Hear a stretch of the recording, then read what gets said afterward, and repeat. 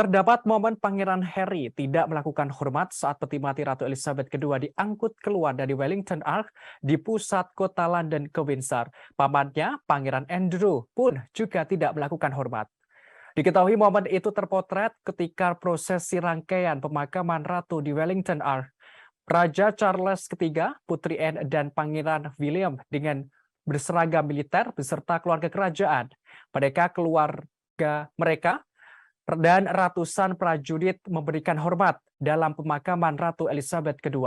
Namun Pangeran Harry dan Pangeran Andrew tidak melakukan hormat. Terungkap keduanya bukan lagi berstatus bangsawan kerajaan Inggris, sehingga keduanya tidak boleh ikut melakukan penghormatan. Tugas memberi hormat hanya diperuntukkan bagi yang memakai seragam. Baik Pangeran Harry maupun Pangeran Andrew karena sudah keluar dari tugas kerajaan Inggris. Tampak mereka memakai setelan jas formal dan tetap berdiri tegak dengan tangan di sisi badan. Sebagaimana diketahui sebelumnya, adik kedua Raja Charles III, Pangeran Andrew, sempat terlibat dalam skandal pelecehan seksual Jeffrey Epstein. Akibat skandal ini, gelar Yang Mulia Pangeran untuk Pangeran Andrew dicopot. Tak hanya itu, semua gelar kehormatan Pangeran Andrew juga dilucuti.